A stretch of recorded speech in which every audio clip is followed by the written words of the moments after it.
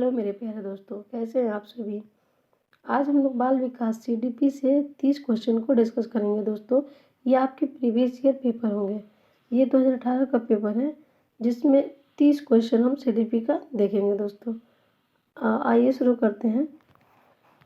पहला क्वेश्चन है, बच्चे को छोड़कर अन्य सभी के द्वारा लिंग भूमिकाएं ग्रहण करते हैं। यानी बच्चा डैश को छोड़ के, किसको छोड़ के, सभी जगहों पे लिंग की भूमिकाओं को क्या करता है दोस्तों, ग्रहण करता है।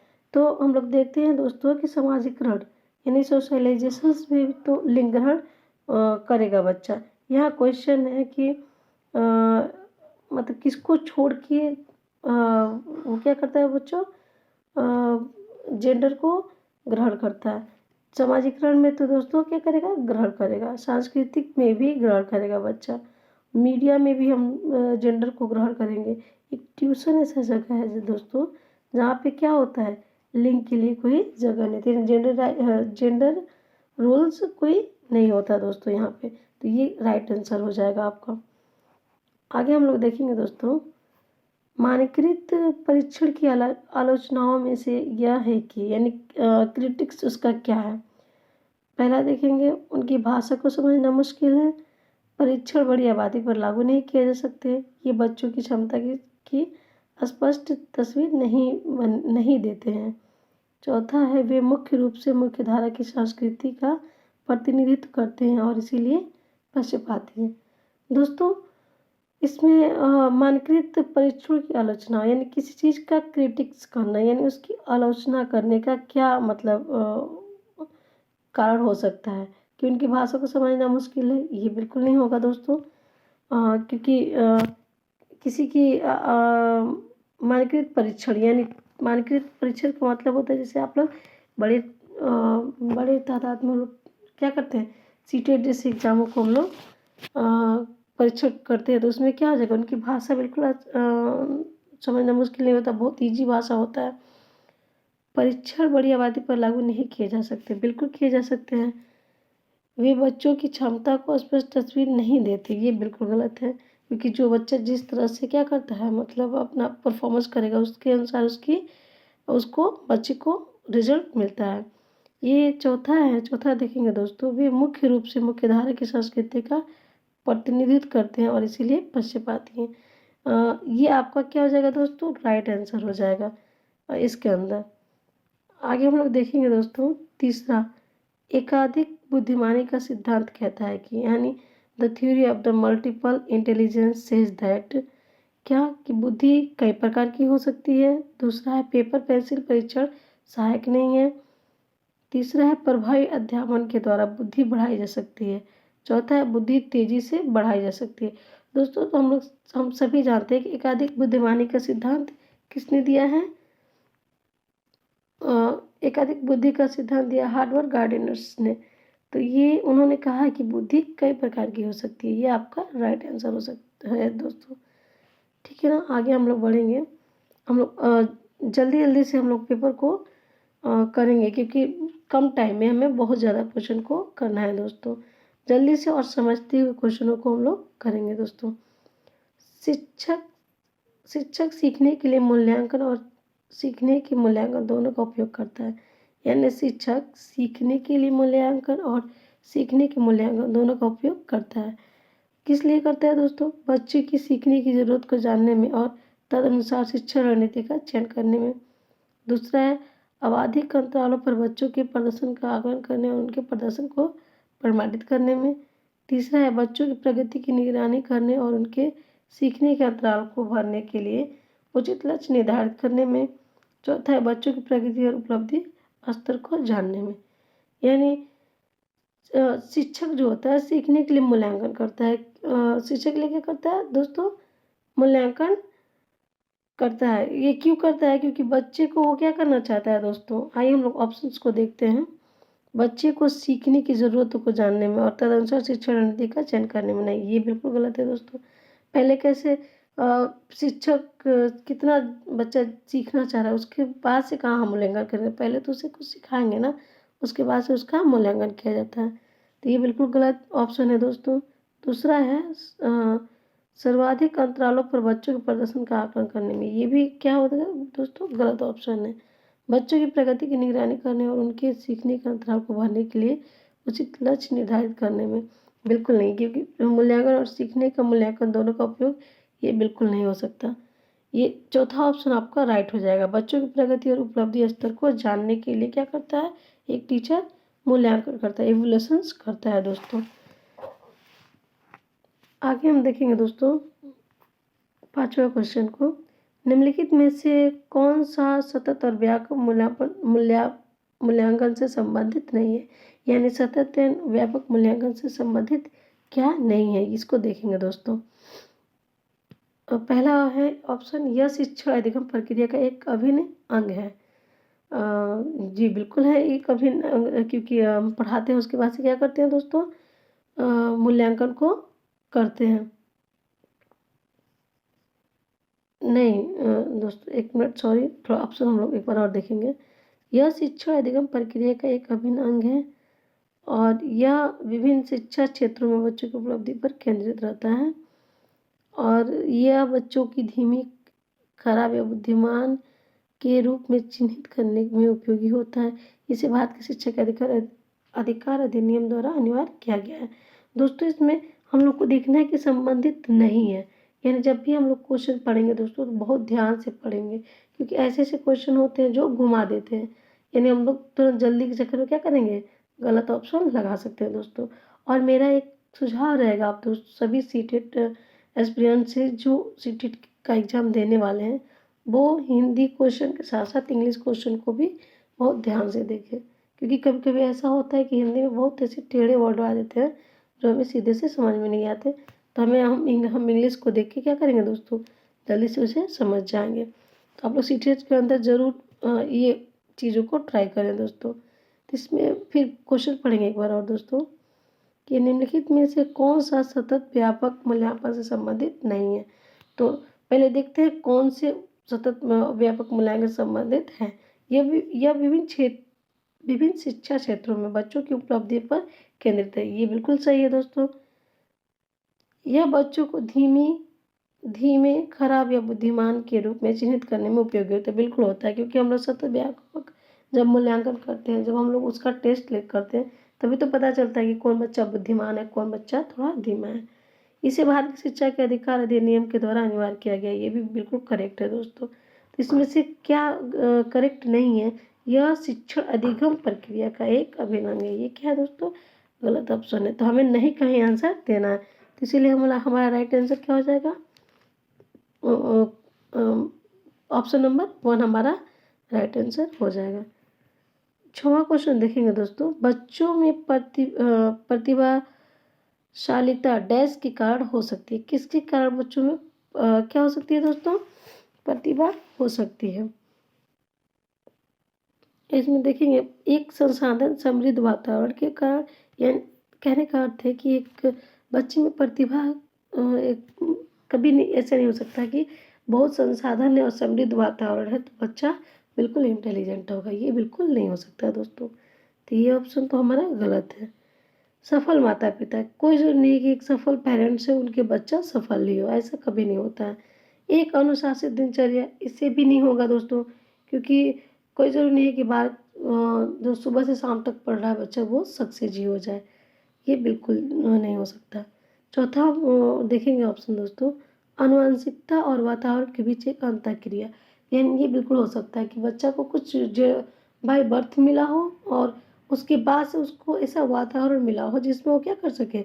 अपनी प्रतिभा को दिखा सके। तो बच्चा ऐसे ज़्यादा सृजनात्मक और रचनात्मक होते हैं और ये बच्चा क्या हो जाते हैं? प्रतिभाशाली के कारण हो सकता है इसमें ये दोस्तों। तो हमारा राइट आंसर हो जाएगा ये आनुवंशिकता और वातावरण के बीच एक अंतःक्रिया, ये आपका राइट आंसर होगा दोस्तों। आगे हम लोग बढ़ेंगे 6वां क्वेश्चन की ओर, 7वां क्वेश्चन की ओर। 7वां क्वेश्चन देखेंगे दोस्तों। सामाजिक आर्थिक रूप से वंचित पृष्ठभूमि में आने वाले बच्चों को कक्षा के माहौल की आवश्यकता होती है जो देखेंगे। पहला, उनके संस्कृति और भाषाई ज्ञान को महत्व देता है तथा उसका उपयोग करता है। उनकी भाषा के उपयोग को हतोत्साहित करता है ताकि वे मुख्यधारा की भाषा सीख सके। तीसरा है, बच्चों को उनकी क्षमताओं के आधार पर वर्गीकृत करता है। चौथा, उन्हें अच्छा व्यवहार सिखाता है। दोस्तों यहाँ दिया है क्वेश्चन को बहुत हम लोग ध्यान से देखेंगे। सामाजिक आर्थिक रूप से वंचित पृष्ठभूमि से आने वाले बच्चों को कक्षा के किस माहौल की आवश्यकता होगी दोस्तों? जब अब कोई बच्चा आ रहा है कक्षा में तो उसको किस माहौल की पहले ऑप्शन देखेंगे, दूसरा ऑप्शन देखेंगे उनकी भाषा के उपयोग को हतोत्साहित करना। ये बिल्कुल गलत है दोस्तों, कि वो जो भी भाषा जिस माहौल से आया है उसकी भाषा को हम लोग हतोत्साहित नहीं करेंगे, क्योंकि एक टीचर का काम होता है बच्चों के उत्साह को बढ़ाना। तो ये ऑप्शन बिल्कुल गलत है दोस्तों। तीसरा ऑप्शन है बच्चों को उनकी क्षमताओं के आधार पर वर्गित करना। ये भी बिल्कुल गलत है। और चौथा है उन्हें अच्छा व्यवहार सिखाता है। माहौल क्या होता है? उन्हें अच्छा व्यवहार ही नहीं बहुत कुछ सिखाता है दोस्तों। पहला ऑप्शन देखेंगे हम लोग दोस्तों, उनके सांस्कृतिक और भाषाई ज्ञान को महत्व देता है तथा उनका उपयोग करता है। ठीक है ना दोस्तों, ये क्या हो जाएगा? बिल्कुल हमारा राइट आंसर हो जाएगा। आगे हम बढ़ेंगे 8वें क्वेश्चन की ओर। कक्षा में सृजनात्मक और प्रतिभाशाली बच्चों के लिए आवश्यक हस्तक्षेप निर्भर करता है, यानी the interventions needed for the creative and the talented children in the classroom rest on. क्या करने के लिए? Giving extra time to them. दूसरा है बीइंग अफेक्शन टुवर्ड देम। तीसरा, giving them the responsibility of the teaching other children. चौथा option है use of customise and the simulating instructional method by the teacher, यानी कक्षा में सृजनात्मक और प्रतिभाशाली बच्चों के लिए आवश्यक हस्तक्षेप निर्भर करता है क्या? कि उन्हें अतिरिक्त समय दिए जाएं। उन्हें क्या होंगे दोस्तों? अतिरिक्त समय दिए जाए। और दूसरा है उनके प्रति स्नेह के नाम पे। नहीं, ये बिल्कुल नहीं होता है दोस्तों। हम लोग देखेंगे एक एक ऑप्शन को बहुत ध्यान से देखेंगे दोस्तों। एक कक्षा में सृजनात्मक और प्रतिभाशाली बच्चों के लिए आवश्यक क्या है? उन्हें अतिरिक्त समय दिए जाने के लिए। ये बिल्कुल गलत है, ऐसा नहीं होना चाहिए। उनके प्रति स्नेही होने के नाते। नहीं, बिल्कुल नहीं, ऐसा नहीं होना चाहिए कि बच्चा बहुत मॉडरेट है, फेवरेट है तो इसको ज़्यादा स्नेह और प्यार दिया जाए। ये बिल्कुल गलत है कक्षा के अंदर दोस्तों।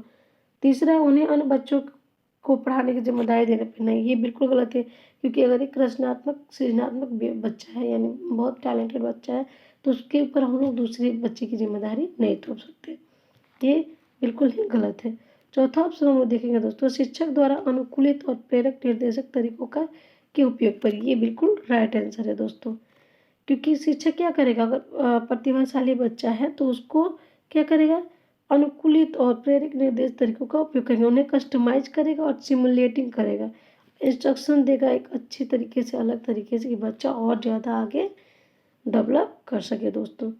आगे 9वां क्वेश्चन हम लोग देखेंगे दोस्तों, अति संवेदनशील बच्चों को सीखने में मदद करने के लिए निम्नलिखित में से कौन सा तरीका उपयुक्त तरीका नहीं है? यानी हम लोग कोई भी दोस्तों पेपर देखने से पहले नहीं है, ये बिल्कुल ध्यान देना, क्योंकि अगर ये नहीं है छूट जाता है तो ऑप्शन हमारा बिल्कुल गलत टिक हो जाता है दोस्तों। पहला, अधिगम के वैकल्पिक तरीकों को की पेशकश, यानी जो अति संवेदनशील बच्चे हैं, क्या है? हाइपर एक्टिव चिल्ड्रन जो है वो लर्न करने के लिए क्या होते हैं? बहुत ज़्यादा उत्सुक रहते हैं। तो उन्हें हम क्या करेंगे? अधिक वैकल्पिक तरीकों की पेशकश करेंगे उनके समीप। नहीं, ये ऑप्शन क्या है? बिल्कुल गलत है।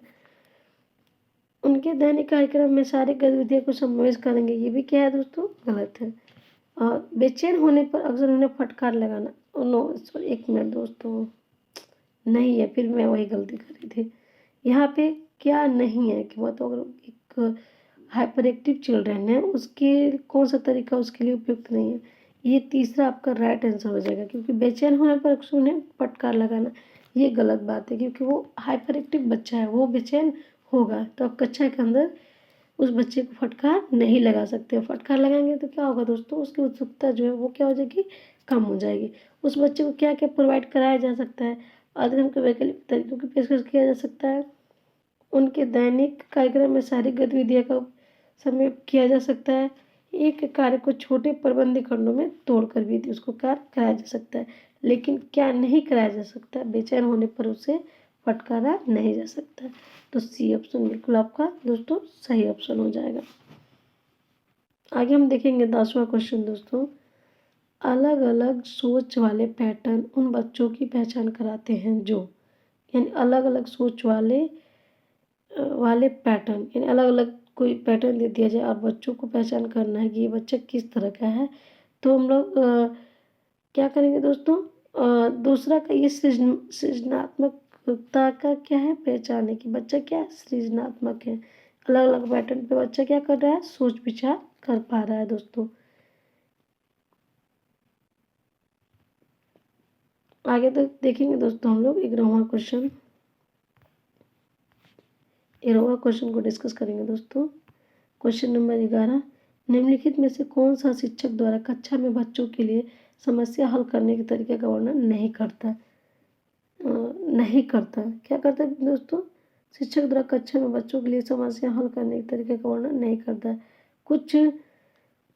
कुछ हल करते समय गतिविधियों को करने के लिए ईमानदार रहना, सोच विचार परीक्षण के विभिन्न उत्तरों जैसे शब्दावली का प्रयोग करना, अभिसरण उत्तरों वाले प्रश्न पूछना, किसी विशेष समस्या को हल करने के बारे में विचार प्रक्रिया पर चर्चा करना। इसमें दिया है कौन सा शिक्षक द्वारा कक्षा में बच्चों के लिए समस्या हल करने के तरीके का वर्णन नहीं करता। तो ये नहीं करता, पहले हम लोग दोस्तों देखेंगे कि ये क्या, कि अभिसरण उत्तरों वाले प्रश्न को पूछना, यानी ask questions with convergent answers, यानी ये बिल्कुल मल्टीपल क्वेश्चन पूछने लगो, जैसे ट्रू फॉल्स। तो ये क्या करेगा बच्चों, ट्रू फॉल्स जो क्वेश्चन हम लोग पूछेंगे बच्चों से, तो इसमें समस्या का हल नहीं होगा, ये तो बहुत सटीक हो जाएगा कि ये क्या हो गया दोस्तों, कि ये कौन सही है कौन गलत है, इसमें कोई हम लोग डिस्कस नहीं कर पाते। तो इसमें ये बिल्कुल राइट आंसर होगा। ठीक है दोस्तों, आगे हम देखेंगे क्वेश्चन नंबर 12, निम्नलिखित में कौन सा एक संवेग है दोस्तों, संवेग, ठीक है ना, which on the following is an emotions, emotions क्या है। ठीक है, पहले हम लोग देखेंगे इमोशंस क्या नहीं है। ध्यान इमोशंस बिल्कुल नहीं है, क्योंकि ये बुद्धि पे है कि हम कितना ध्यान लगाते हैं। उत्तेजना भी नहीं है, उत्तेजना अम्लारी क्या होती है कि मतलब किसी चीज़ की चाहत, ये हमारा संवेग नहीं है। स्मृति भी नहीं है, ये बुद्धि से, कॉग्निटिव डेवलपमेंट का ये तीनों बातें हैं दोस्तों। इसमें डर जो है ये क्या है, इमोशंस है। क्या है दोस्तों, इमोशंस है। इमोशंस कौन कौन से होते हैं, फियर, आपके फियर हो जाते हैं, फिर एंगर हो जाते हैं दोस्तों, क्या होते हैं, एंगर और लव, ये क्या है, ये इमोशंस है। ये तीन क्या होंगे दोस्तों, इमोशन होंगे। जॉन वॉटसन ने कहा है कि ये तीनों क्या होते हैं, जन्मजात होते हैं। तो हमारा राइट आंसर क्या हो जाएगा दोस्तों, फियर। डर क्या है, ये हमारा संवेग है। बहुत ईजी है, लेकिन हम लोग इसको हम लोग बिल्कुल गलत कर देंगे अगर थोड़ा सा दिमाग नहीं लगाएगा आदमी। तो दोस्तों 13 वाला क्वेश्चन देखेंगे। 13वां, एक 3 साल का बच्चा बताता है कि दूध बूथ पर एक मशीन द्वारा दूध का उत्पादन होता है। निम्नलिखित में से बच्चे की समझ का सबसे अच्छा स्पष्टीकरण प्रदान करता है, यानी एक छोटा बच्चा, ठीक है ना, एक छोटा बच्चा क्या करेगा, मतलब बताता है कि दूध बूथ पर एक मशीन द्वारा दूध का उत्पादन करता है। तो क्या इसका स्पष्टीकरण है, बच्चे का जवाब दूध बूथ से दूध खरीदने के अपने अनुभव पर आधारित है। ये क्या हो जाएगा दोस्तों, राइट आंसर हो जाएगा आपका। तीनों ऑप्शन को हम लोग देखेंगे। बच्चे ने गाय को कभी नहीं देखा है, इससे कोई मतलब नहीं है कि देखा है कि नहीं देखा है। बच्चे का परिवार बच्चे को प्रेरक वातावरण प्रदान नहीं करता, यानी मतलब ये कभी किसी के पास संभव नहीं है कि पूरी तरह से हर एक वातावरण उपलब्ध कराया जाए दोस्तों। बच्चों को दुनिया का बहुत सीमित अनुभव ज्ञान है, ऐसा कभी नहीं है, इससे कभी किसी को पूरी ज्ञान नहीं होती है। तो फिर भी वो एक बच्चा है, तो वो बच्चा क्या कर रहा है, यानी जस्ट का अनुभव जो उसका एक्सपीरियंस है वही चीज़ देख के बच्चा बोलता है। तो राइट आंसर हो जाएगा बी। आगे देखेंगे दोस्तों हम लोग क्वेश्चन नंबर 14 क्वेश्चन को देखेंगे। निम्नलिखित में कौन सा शिक्षा की भूमिका का सबसे अच्छा वर्णन करता है, शिक्षक की भूमिका का सबसे अच्छा वर्णन करता है कौन सा, ठीक है ना, which on the following best describe a teacher role. पहला है, एक शिक्षक को निम्नलिखित निर्धारित पाठ्यक्रम का पालन करना चाहिए। दूसरा है कि पाठ्यक्रम को समय पर पूरा करने के साथ दोहराने के लिए पर्याप्त समय देना महत्वपूर्ण है। आराम के लिए जगह बनाना जहाँ बच्चे संवाद और पूछताछ के माध्यम से सीखते हैं। कक्षा में शिक्षक की सबसे महत्वपूर्ण भूमिका अनुशासन को बनाए रखना है। पहले दोस्तों देखते हैं कि कौन सा ऑप्शन गलत है। पहले हम लोग एक शिक्षक को निर्धारित पाठ्य पुस्तक का पालन करना चाहिए। बिल्कुल नहीं, क्योंकि एक केवल करना चाहिए, लेकिन ऐसा नहीं है कि बस क्या करे कि एक निर्धारित पाठ्यक्रम जो है वो आए और पढ़ाए और चला जाए, ऐसा बिल्कुल नहीं है। तो ये ऑप्शन हमारा क्या है दोस्तों, गलत है। दूसरा है पाठ्यक्रम को समय पर पूरा करने के साथ साथ दोहराने के लिए पर्याप्त समय देना महत्वपूर्ण है। ये भी किसी हद तक सही है, लेकिन उतना सही नहीं है जो एक शिक्षक के रोल को डिस्क्राइब करे। आराम के लिए जगह बनाना जहाँ बच्चे संवाद और पूछताछ के माध्यम से सीखते हैं, ये बिल्कुल राइट आंसर है दोस्तों। फिर भी चौथा हम लोग ऑप्शन देख लेते हैं। कक्षा में शिक्षक की सबसे महत्वपूर्ण भूमिका अनुशासन को बनाए रखना है। बेसिक अनुशासन बनाए, लेकिन दोस्तों इतना अनुशासन नहीं कि बच्चा वहाँ पे अपनी चीज़ों को नहीं जान सके। हमारा एनसीएफ बोलता है दोस्तों, एनसीएफ कहता है कि बच्चा जब आ रहा है, बच्चे जब स्कूल में आ रहे हैं तो उन्हें घर के जैसे माहौल दिया जाए, यानी बच्चा थोड़ा सा क्या हो, एक फ्रेंड से उसको एक मित्रवत व्यवहार हो उसके साथ, कि बच्चा डरे नहीं और जो उसकी जिज्ञासा है, जो उसकी क्वेश्चन है, उसको क्या करे दोस्तों, बिना डरे और उससे वो पूछे। और ये कब होगा, जब बच्चे के लिए आराम के लिए जगह बनाना, यानी उसको कंफर्टेबल एक क्लासरूम प्रोवाइड किया जाएगा, वहाँ बच्चा अपना क्वेश्चन पूछेगा और इसके माध्यम से वो बहुत सारी चीज़ों को लर्न करेगा। तो एक शिक्षक की भूमिका का सबसे अच्छा वर्णन यही है दोस्तों, कि अपने बच्चों को क्या करे, वो पूछताछ का माध्यम सरल और आसान बनाए। तो 14 का राइट आंसर हो जाएगा ऑप्शन नंबर 3। आगे 15 क्वेश्चन नंबर 15 को देखते हैं दोस्तों। निम्नलिखित में से कौन सी कक्षा समृद्ध कक्षा को प्रोत्साहित करती है? वह कक्षा जिसमें खुली गतिविधि कोने हों और विभिन्न प्रकार के बाल साहित्य खुली ताक शेल्फ में रखी हों, जो दिन के किसी भी समय प्राप्त किया जा सके। दूसरा ऑप्शन है अलमारी में अच्छी तरह संगठित सामग्री वाली कक्षा, जहाँ सामग्री को सप्ताह में एक बार मुक्त खेल के लिए बाहर लाया जाता हो। तीसरा है पाठ्य पुस्तक सामग्री द्वारा संरचित और योजनाबद्ध अधिगम वाली कक्षा। चौथा है वह कक्षा जिसमें प्रदर्शित विभिन्न प्रकार की सामग्री बच्चों की पहुंच से परे हो, ताकि सामग्री लंबे समय तक चलती रहे। इसमें देखना है दोस्तों, समृद्ध कक्षा को कौन सा शिक्षा को प्रोत्साहित क्या करेगी। पहले देख लेते हैं राइट आंसर इसका क्या होगा दोस्तों। राइट आंसर इसका होगा दोस्तों कि कौन सा क्या है, ऑप्शन दिया है कि वो कौन सी कक्षा जहाँ पे खुली गतिविधियाँ हो, क्या हो दोस्तों, खुली गतिविधियाँ हो। ये यहाँ इसका क्या हो जाएगा दोस्तों, राइट आंसर हो जाएगा। यानी खुली गतिविधियाँ होंगी तो जाहिर सी बात है बच्चे वहाँ ज़्यादा से ज़्यादा लर्न कर पाएंगे। अब ऐसा नहीं है कि अलमारी में अच्छी तरह संगठित सामग्री वाली कक्षा, जहाँ सामग्री को सप्ताह में एक बार देंगे तो बच्चा क्या सीखेगा, ये ऑप्शन गलत हो जाएगा। पाठ्य पुस्तक सामग्री द्वारा संचालित संरचित और योजनाबद्ध अधिगम वाली कक्षा, ऐसा बिल्कुल नहीं कि पाठ्य पुस्तक से ही जोड़ के बच्चे को कुछ सिखाया जा सके।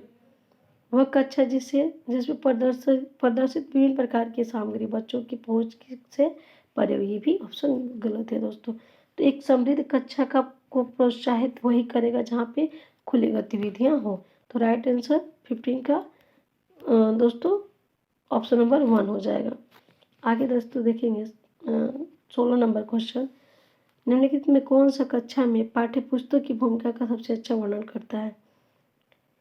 पाठ्य पुस्तक की भूमिका का क्या दोस्तों, पाठ्य पुस्तक की भूमिका का, वे एक राज्य या राष्ट्र में अधिगम में एक रूपता बनाए रखते हैं। दूसरा है वे अध्ययन के पाठ्यक्रम के बारे में शिक्षकों और माता पिता को मार्गदर्शन प्रदान करते हैं। तीसरा है वे संसाधन रहित संदर्भ में सबसे अधिक आवश्यक अधिगम संसाधन बनाते हैं। चौथा वे कक्षा में उपलब्ध संसाधन और संदर्भ सामग्री में से एक है। दोस्तों इसका आंसर होगा कक्षा में पाठ्य पुस्तकों की भूमिका का सबसे अच्छा वर्णन करता है कि पाठ्य पुस्तकों की भूमिका का हम लोग बात कर रहे हैं दोस्तों, तो इसका राइट आंसर हो जाएगा वे कक्षा में उपलब्ध संसाधन और संदर्भ सामग्री में से एक है। ठीक है दोस्तों, तो 16 का राइट आंसर हो जाएगा क्वेश्चन नंबर 14। आगे देखेंगे दोस्तों,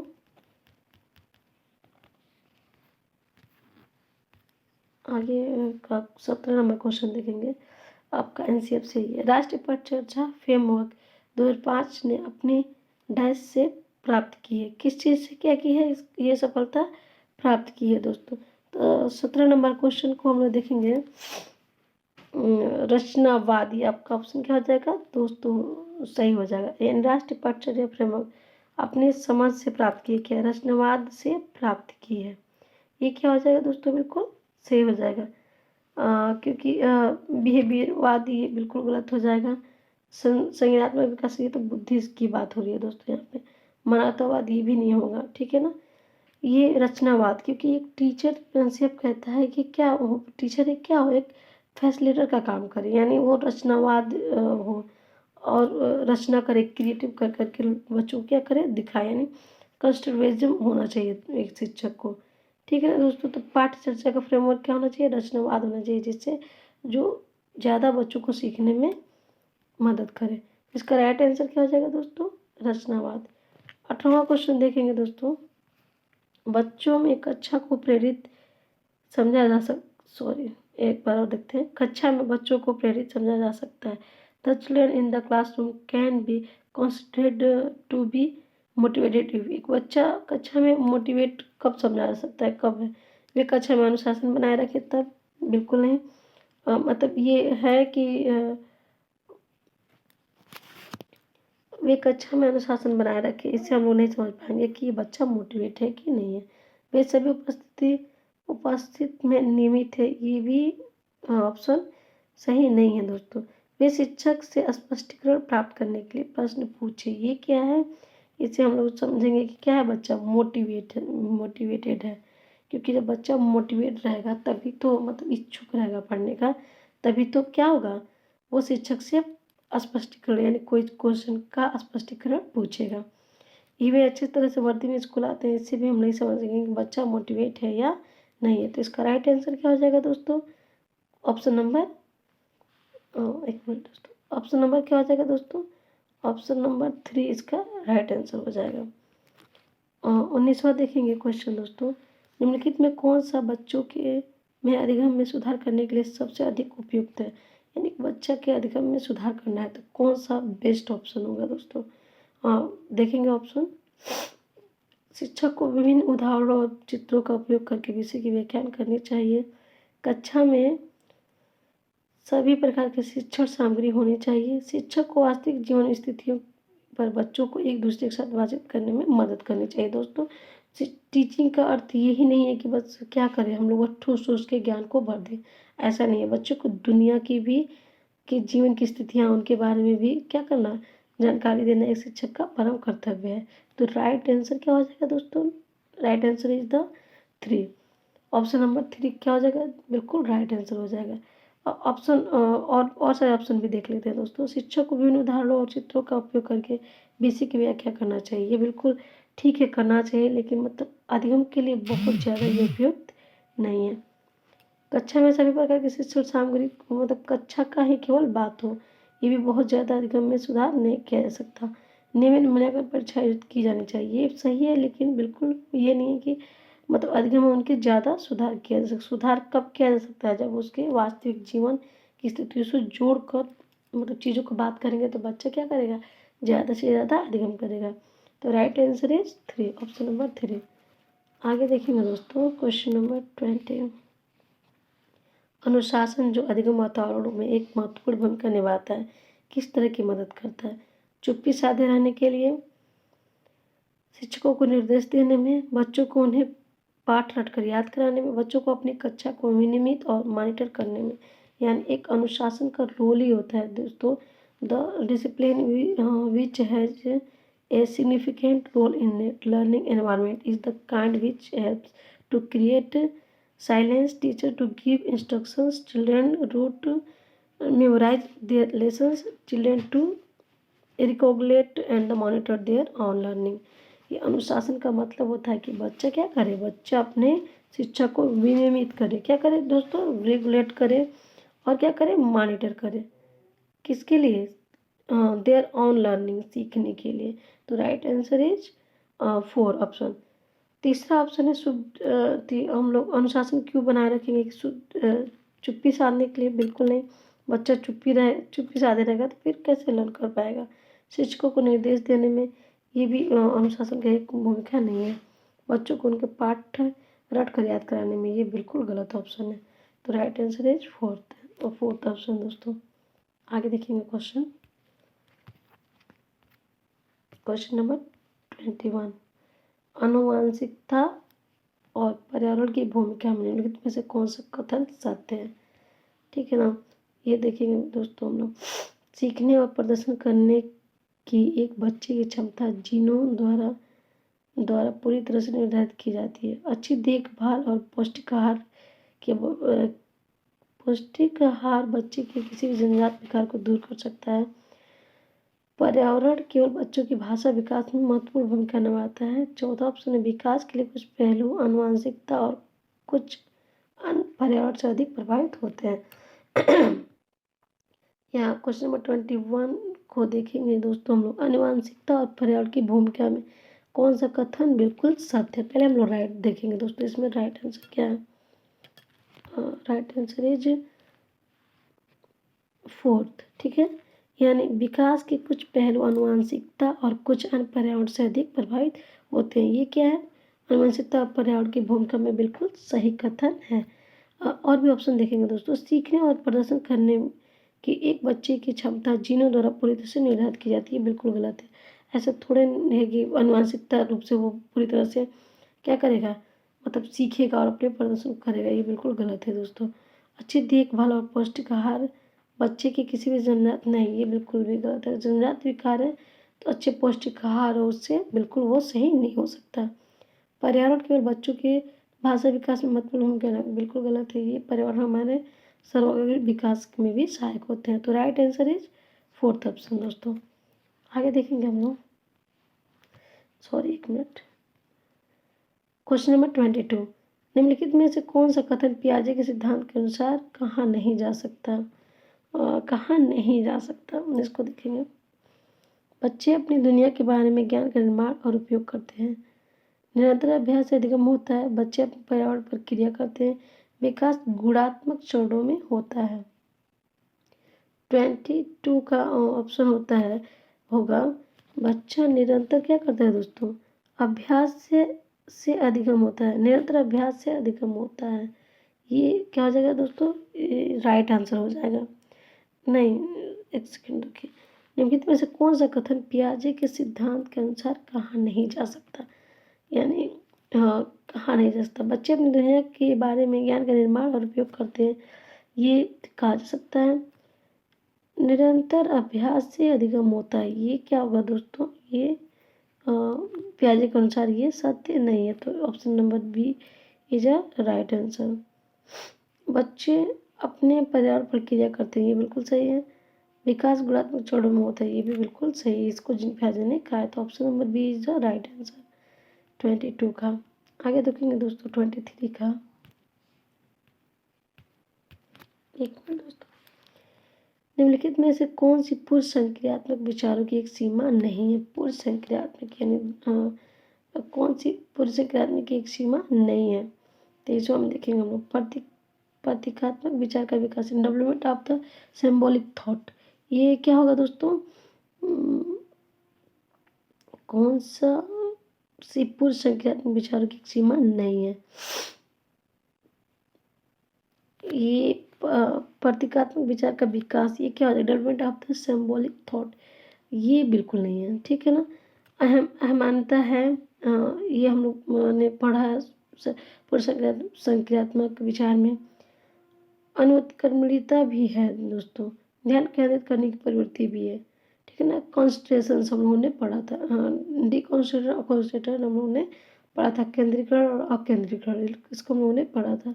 तो राइट आंसर हो जाएगा। सीमा नहीं है तो क्या है? प्रतीकात्मक विचारों का विकास करना, ये उसकी सीमा नहीं है। पूर्व संक्रियात्मक विचार की सीमा नहीं है दोस्तों। तो right answer is the one option. 24 देखेंगे दोस्तों। डैश के अलावा निम्नलिखित कार्डों से खेल युवा बच्चों के विकास में एक महत्वपूर्ण भूमिका निभाते हैं। 24 का देखेंगे दोस्तों, यह उनकी इंद्रियों को उत्तेजित करता है। यह समय बिताने का एक सुखद तरीका है। वे नए कौशल हासिल करते हैं और सीखते हैं और उन्हें कब उपयोग किए जाए। वे अपने शरीर पर निपुणता प्राप्त करते हैं। डैश के अलावा निम्नलिखित कारणों में खेल युवा बच्चों के विकास में महत्वपूर्ण भूमिका निभाते हैं। यानी डैश के अलावा, यहाँ भी बहुत ध्यान से देखना है क्वेश्चन, किसके अलावा, मतलब खेल क्या करता है, बच्चों के विकास में महत्वपूर्ण भूमिका निभाता है। तो पहले हम लोग आंसर को ही देखेंगे दोस्तों। यह उनके इंद्रियों को उत्तेजित करता है। यह समय बिताने का एक सुखद क्या है, तरीका है। यह क्या हो जाएगा ऑप्शन, ये यही है, क्योंकि इसके अलावा बाकी और सारी चीज़ें हैं जो खेल में महत्वपूर्ण भूमिका निभाती हैं। यानी यह उनकी इंद्रियों को उत्तेजित करता है, बिल्कुल करता है दोस्तों। वे नए कौशल हासिल करते हैं और सीखते हैं कि उन्हें कब उपयोग किया जाए, ये भी सही है। वे अपने शरीर को निपुणता प्राप्त करते हैं, खेल कूद के द्वारा अपने आप को स्वस्थ और हेल्दी बना लेते हैं, ये सही है। और यह समय बिताने का सुखद तरीका, ये ऑप्शन बिल्कुल गलत है दोस्तों। तो इसका राइट आंसर क्या हो जाएगा दोस्तों, ऑप्शन नंबर 2। आगे देखेंगे हम, निम्नलिखित में से 25 का, निम्नलिखित में से कौन सा प्रश्न बच्चों को गंभीर रूप से सोचने के लिए आमंत्रित करता है। 25 में देखेंगे सही जवाब क्या है। निम्नलिखित में कौन सा प्रश्न बच्चों के रूप में सोचने के लिए आमंत्रित करता है, यानी सही जवाब क्या है। क्या आप इसी तरह की स्थिति के बारे में सोच सकते हैं। चौथा है, विभिन्न तरीकों से हम कैसे हल कर सकते हैं, इसे कैसे हल कर सकते हैं, क्या आप इसका उत्तर जानते हैं। यानी प्रश्न पूछना और कैसे, मतलब कि बच्चा गंभीर है, कैसे पता चले कि बच्चा जो प्रश्न पूछ रहा है वो सोच भी रहा है उस प्रश्न को। इसका जानने के लिए हम क्या करेंगे दोस्तों, ये बेस्ट होगा कि विभिन्न तरीकों से हम कैसे हल कर सकते हैं। बच्चा अगर ये मतलब जानने लगे कि ये क्वेश्चन है और किस किस तरह से इसको हम लोग हल कर सकते हैं, ये बिल्कुल राइट आंसर हो जाएगा दोस्तों। 26 देखेंगे हम लोग, निम्नलिखित में से कौन सा विकल्प प्रगतिशील शिक्षा का सबसे अच्छा वर्णन करता है। प्रगतिशील शिक्षा का क्या सबसे अधिक क्या करता है दोस्तों, वर्णन करता है। थीमेटिक इकाइयाँ, नियमित इकाइयाँ, परीक्षण और रैंकिंग पहला है। दूसरा है व्यक्तिगत अधिगम, क्षमता समूह बनाना, छात्रों की लेबलिंग। तीसरा है परियोजना विधि, क्षमता समूह बनाना और रैंकिंग करना। चौथा है करके सीखना, परियोजना विधि और सहयोग से सीखना। दोस्तों ऐसे ही पता चल रहा है कि प्रगतिशील शिक्षा के लिए, यानी प्रगतिशील शिक्षा का सबसे अच्छा वर्णन ये है कि करके सीखना is the right answer. 4 number क्या है दोस्तों, बिल्कुल राइट आंसर है। करके सीखना, परियोजना विधि द्वारा और सहयोग से सीखना, ये बिल्कुल राइट आंसर होगा एक प्रगतिशील शिक्षा का। ठीक है ना दोस्तों, ये बिल्कुल नहीं होना चाहिए कि थीमेटिक इकाइयाँ हों, नियमित इकाइयाँ, परीक्षण रैंकिंग, ये गलत हो जाएंगे। व्यक्तिगत अधिगम, क्षमता समूह बनाना, छात्रों की लेबलिंग, ये भी बिल्कुल गलत है। परियोजना विधि और क्षमता समूह बनाना और रैंकिंग करना, ये भी क्या है दोस्तों, ये वैकल्पिक शिक्षा का वर्णन नहीं करते। तो right answer is the 4th option 26 का। आगे देखेंगे दोस्तों 27 नंबर क्वेश्चन को देखेंगे। प्रगतिशील शिक्षा के बारे में निम्नलिखित में से कौन सा कथन बताया है। शिक्षा स्वयं ही जीवन है। यहाँ देखेंगे, स्कूल की आवश्यकता नहीं है, बच्चे अपने जीवन के अनुभव से सीख सकते हैं। स्कूलों की आवश्यकता नहीं है, स्कूल की आवश्यकता नहीं है, यहाँ पे यही ऑप्शन बिल्कुल ऐसे ही दिख रहा है दोस्तों कि क्या है ऑप्शन, ये गलत है। क्योंकि स्कूल की आवश्यकता नहीं है, बच्चे अपने जीवन के अनुभव से सीख सकते हैं, तो फिर वो क्या करेंगे, कुछ नहीं करेंगे। यहाँ हम लोग को बात करना है प्रगतिशील शिक्षा की। स्कूल में शिक्षा सामाजिक और प्राकृतिक दुनिया को प्रतिबिंब करे। जीवन सच्चा शिक्षक है। स्कूल शिक्षक को यथासंभव लंबे समय तक जारी रखना चाहिए। ये ऑप्शन तीनों गलत है, ये दूसरा आपका राइट आंसर है। स्कूल में शिक्षा सामाजिक और प्राकृतिक दुनिया का प्रतिबिंब करता है दोस्तों। तो ये क्या हो जाएगा दोस्तों, बिल्कुल राइट आंसर हो जाएगा। यानी education in school should reflect the social and the natural world, ये इज द राइट आंसर। 27 का ऑप्शन नंबर 2 बिल्कुल सही आंसर है दोस्तों। आगे देखेंगे हम लोग 28 नंबर क्वेश्चन को दोस्तों।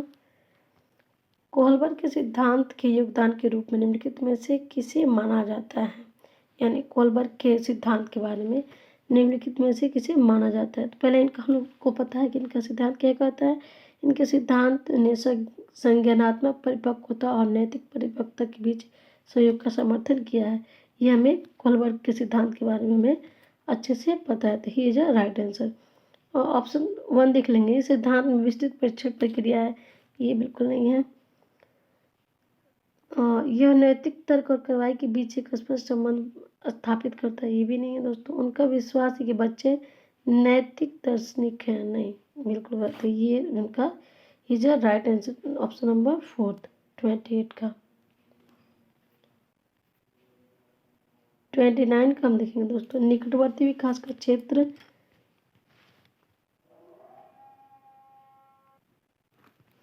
देखेंगे दोस्तों। 29 का निकटवर्ती विकास का क्षेत्र संदर्भित करता है, यानी the zone of the approximational development refer to उस विकासात्मक विचरण को जब बच्चा सीखने की पूरी जिम्मेदारी लेता है। और दूसरा है एक संदर्भ को जिसमें बच्चे सहयोग के सही स्तर के साथ कोई कार्य लगभग स्वयं कर सकते हैं। ये निकटवर्ती विकास का वो है दोस्तों, ठीक है ना। उस सीखने के बिंदु को जब सहयोग वापस लिया जा सकता है, उन चरण को जब आदिम विकास का संभव है। तो इसका निकटवर्ती विकास का ये जो होता है पैरामेक्सिकल डेवलपमेंट का क्षेत्रीय होता है कि एक संदर्भ को जिसमें बच्चा सहयोग से सही स्तर के साथ कोई कार्य लगभग स्वयं कर सकता है, ये जो राइट आंसर। 30 क्वेश्चन देखेंगे दोस्तों। एक उभयलिंगी व्यक्ति है, ठीक है ना। एक उभयलिंगी है डैश में आमतौर पर माने गए मर्यादा और स्त्री गुणों का संयोजन होता है। उभयलिंगी है, एक में आमतौर पर माने गए मर्यादा और स्त्री गुणों का संयोजन होता है। में दृढ़ और अहंकारी होने की आदत है। दृढ़ और अहंकारी होना, ये तो बिल्कुल ऐसे ही दिख रहा है कि क्या ऑप्शन गलत है। समाज में प्रचलित